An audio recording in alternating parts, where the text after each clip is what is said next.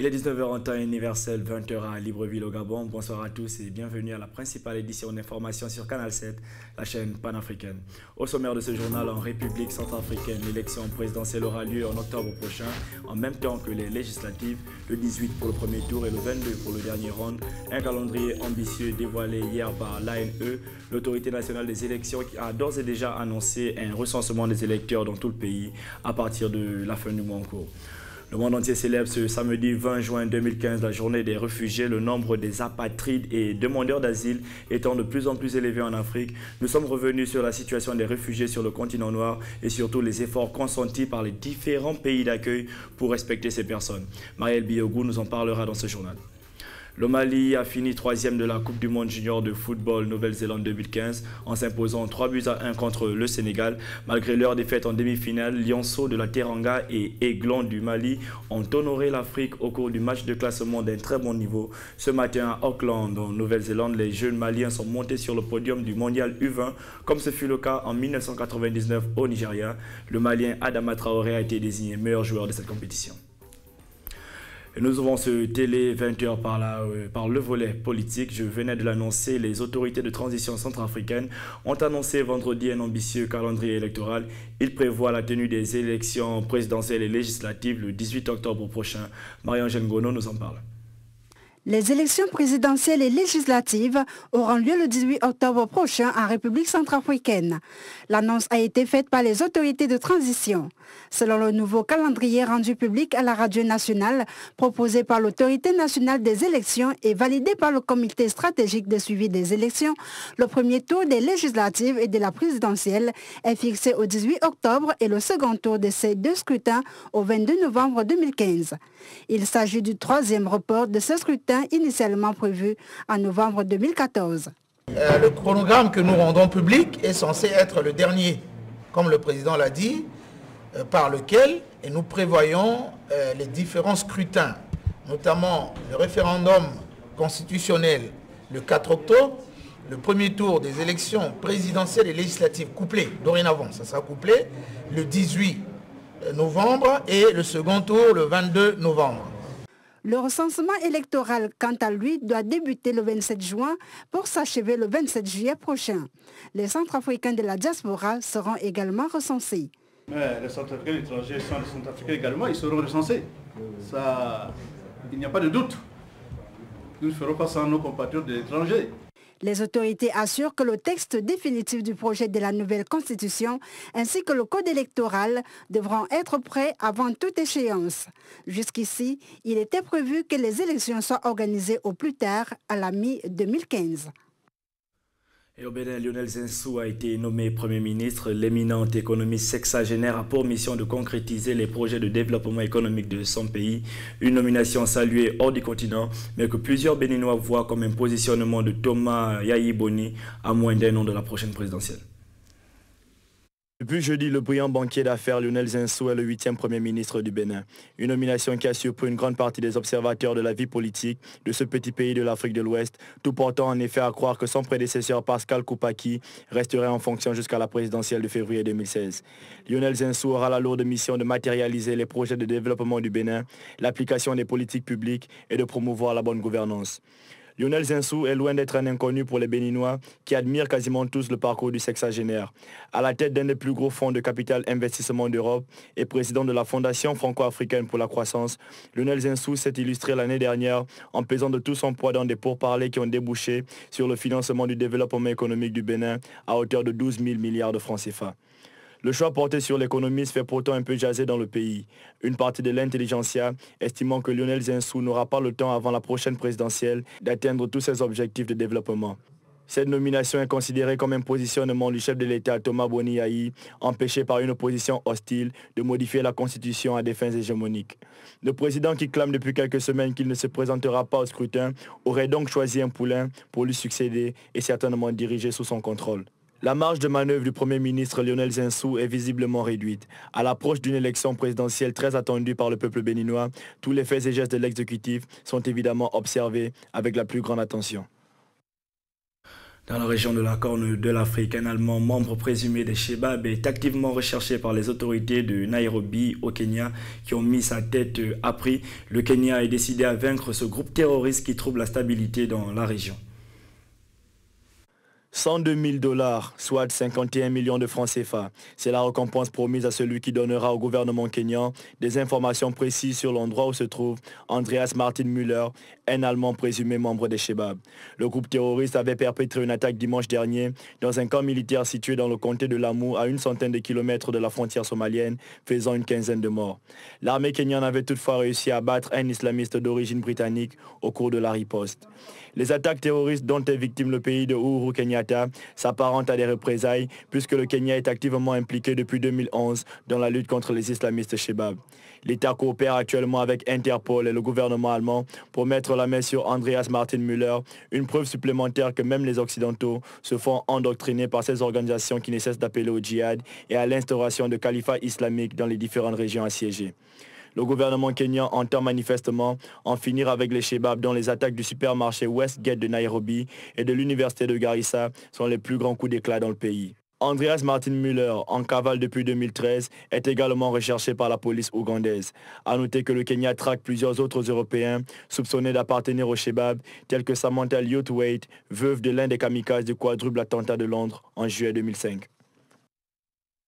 Comme annoncé en titre, on commémore ce samedi la journée mondiale des réfugiés. Le HCR, au commissariat des Nations Unies pour les réfugiés, appelle la communauté internationale à s'armer de courage en s'unissant pour la cause des apatrides, demandeurs d'emploi et autres réfugiés. Marielle Biogo. Ils sont plus de 59 millions de réfugiés recensés dans le monde par le HCR, le Haut Commissariat des Nations Unies pour les réfugiés, en 2014. Ces effectifs, qui sont en constante évolution, ont quasiment doublé depuis le début des années 2000. Ces réfugiés sont des personnes qui ont quitté leur pays à cause de la guerre, des conflits et des violations des droits de l'homme pour migrer vers d'autres contrées. Seulement, leurs conditions de vie dans ces terres d'accueil ne sont pas souvent des plus aisées. Malgré la protection que leur offre la Convention de Genève qui énonce les droits des réfugiés, ces derniers voient souvent leurs droits violés, notamment celui de travailler ou d'aller à l'école. C'est pourquoi le HCR invite cette année la communauté internationale à s'armer de courage en s'unissant pour la cause des apatrides, des demandeurs d'asile et autres réfugiés. Cette invitation de l'organisme onusien a un écho favorable du côté des États africains qui font preuve d'une considérable solidarité en ce qui concerne les réfugiés du continent noir. Ce qui ne semble pas être le cas dans de nombreux pays européens qui, comme en France ces derniers jours, opposent une véritable fin de non-recevoir à quantité de migrants demandeurs d'asile, parmi eux des réfugiés de guerre ou victimes d'exactions diverses que Nicolas Sarkozy, chef de file de l'opposition, a comparé à une fuite d'eau ingérable. Pour en revenir aux efforts déployés en Afrique, en Côte d'Ivoire par exemple, la stabilité de la situation sociopolitique a permis à 26 000 Ivoiriens réfugiés dans les pays frontaliers de rentrer au pays. La recrudescence des crises humanitaires, notamment en République centrafricaine, est toutefois un multiplicateur de défis pour le HCR confronté à la fois à l'afflux des populations et à la gestion des maladies liées à ces déplacements. Au Mali, après la levée des mandats d'arrêt visant les responsables de la rébellion et l'engagement des groupes pro-Bamako d'évacuer la ville de Ménaka, la paix se profile un peu plus à l'horizon. Les populations maliennes saluent cette avancée dans le processus de paix. Marie-Eugène Gono. Le gouvernement malien a levé les mandats d'arrêt visant les responsables de la rébellion et les groupes pro-Bamako se sont engagés à évacuer la ville de Ménaka. Un grand pas vers la signature de l'accord de paix souhaité par l'ONU et salué par les populations maliennes. Cet accord va apporter la paix pour les Maliens. Moi, je suis content. Je veux la paix. Ouais, je suis très content. Outre la mission de l'ONU et la communauté internationale, le gouvernement malien, à travers son armée, participera également à la sécurisation des biens et des personnes de Ménaka après notre départ, a indiqué le responsable du GACIA, groupe d'autodéfense pro-gouvernemental. Les Maliens souhaitent surtout que l'accord de paix soit un engagement sincère de toutes les parties. c'est un sentiment de joie pour tous les Maliens. Mais je souhaiterais que ce soit une signature digne de... Vraiment, que ce soit une véritable signature de paix. Ou après cette signature, vraiment, il ne faut pas qu'on dise que demain il y a attaque d'une part ou d'une autre, sinon cette signature n'a pas vraiment de valeur. Et j'appelle toutes les parties aussi par rapport à l'exécution de l'accord qui serait mis en œuvre, qui est plus difficile que la signature, que nous nous comprenions et que nous sachions que ce ne sont pas des adversaires qui sont en face. Nous ne sommes que des Maliens qui sont en face des Maliens. Le Conseil a exhorté les groupes rebelles et pro-Bamako à s'abstenir de toute action susceptible de saper le processus de paix. Nous vous informons que les rebelles Touaregs du nord du pays ont signé cet après-midi l'accord de paix censé mettre fin aux violences au Sahel. Sidi Ibrahim Ouid Sidati a signé l'accord au nom de la CMA, coordination des mouvements de l'Azawad. Sécurité toujours, mais cette fois hors du continent africain. Un an après la proclamation de son califat en Syrie et en Irak, le groupe djihadiste État islamique apparaît capable de survivre des années grâce à ses ressources financières et ses capacités militaires. C'est du moins ce qu'estiment plusieurs experts, suivant ce reportage de nos confrères de l'agence France-Presse. Juin 2014, le groupe djihadiste État islamique autoproclame un califat sur les territoires qu'il contrôle en Syrie et en Irak. Son chef, Abou Bakr el-Baghdadi, appelle les musulmans du monde entier à lui prêter allégeance. Un an plus tard, le califat s'étend sur près de 300 000 km² et attire très probablement toujours autant de combattants étrangers. L'État islamique est l'un des nombreux groupes djihadistes, mais il est le seul qui met vraiment en pratique ses idées. Les gens peuvent venir et se battre pour elles.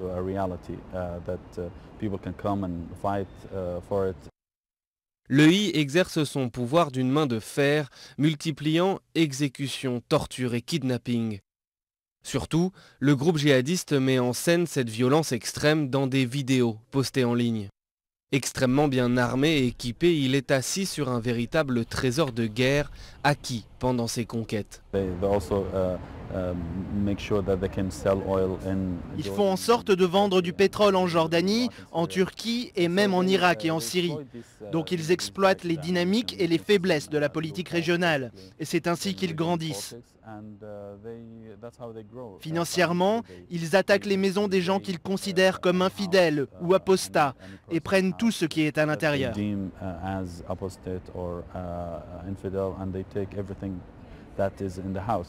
2 mois après l'annonce du califat, les États-Unis lancent leur première frappe contre l'organisation État islamique, avant d'être rejoints par une large coalition internationale.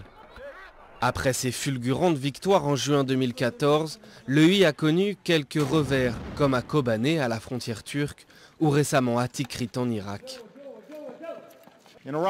En Irak et en Syrie, le leadership américain, notamment notre puissance militaire, est en train de stopper l'avance de l'État islamique. Au lieu d'être happé dans une nouvelle guerre au sol au Moyen-Orient, nous conduisons une large coalition, comprenant des pays arabes, pour amoindrir et au bout du compte, détruire ce groupe terroriste.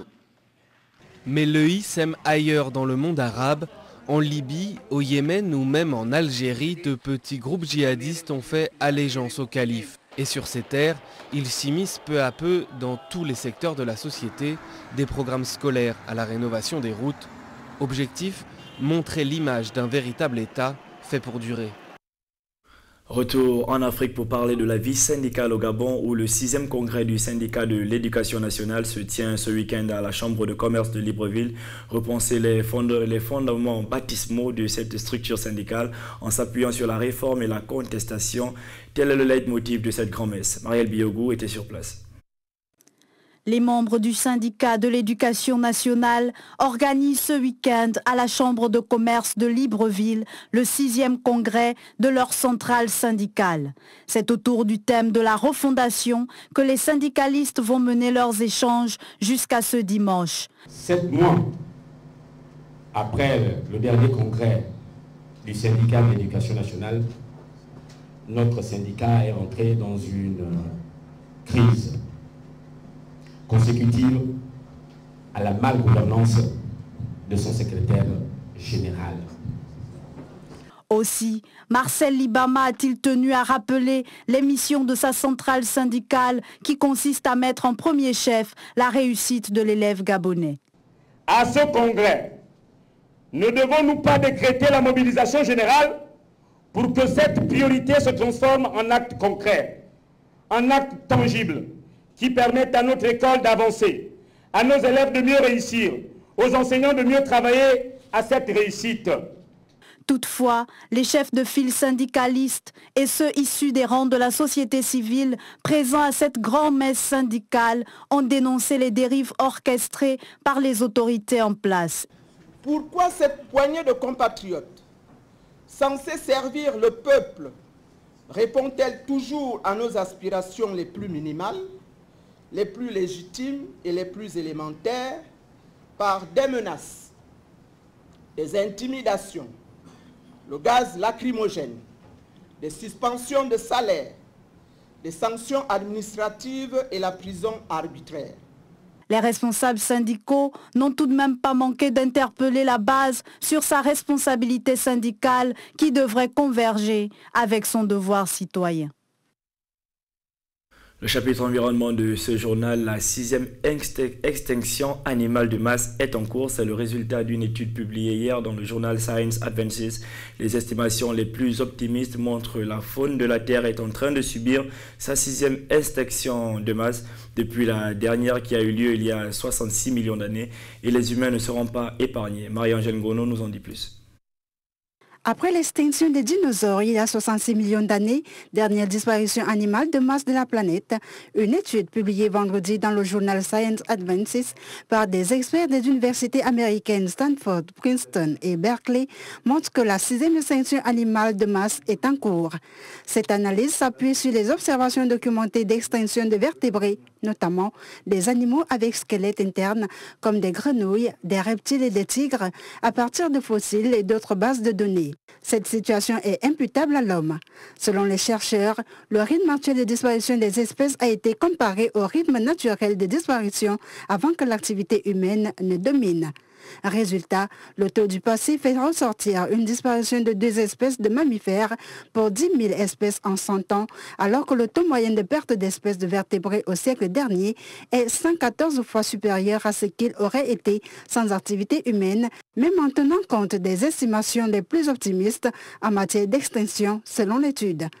Pour Paul Ehrlich, professeur de biologie à Stanford, cette étude montre sans aucun doute notable que nous entrons dans la 6e grande extinction de masse.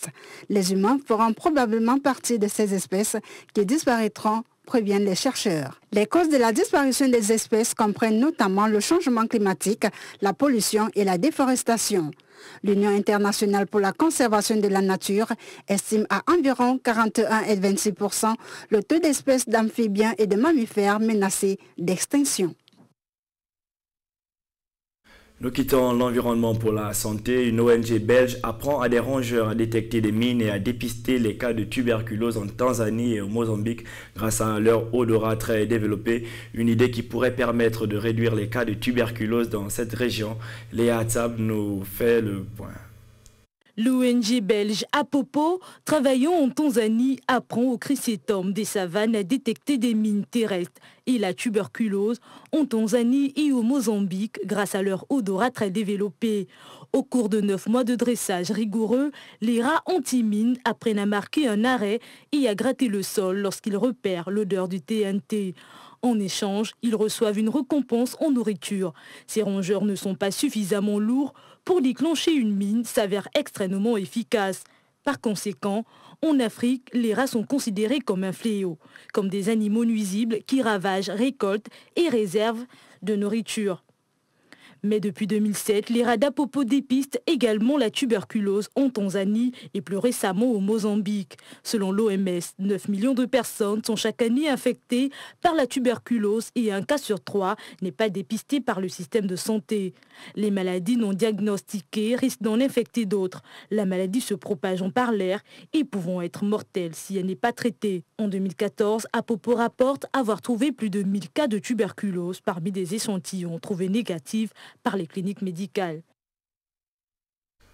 La page sportive à présent, le chef de la Liberia Football Association, la fédération de football du Liberia, Moussa Bility, a assuré qu'il se présenterait pour la présidence de la FIFA, la Fédération internationale de football association, afin de succéder au démissionnaire Sepp Blatter.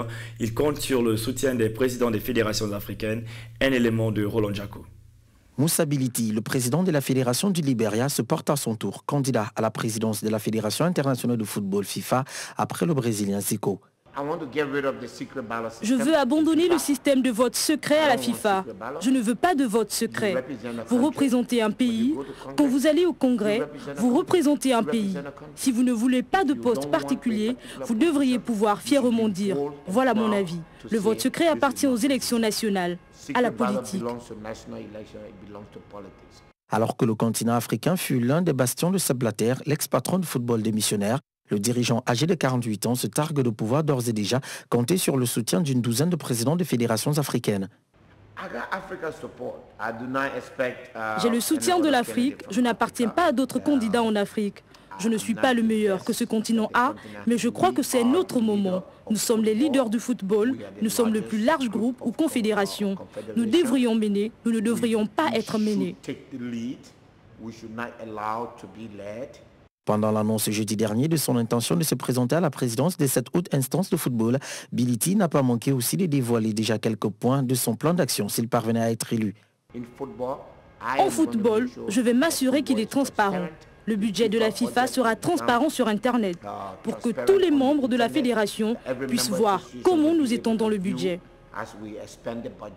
Suite à la vague de scandales de corruption ayant frappé la FIFA et l'ouverture d'enquête par la justice américaine, Blatter, pourtant fraîchement élu pour son 5e mandat, a annoncé sa démission.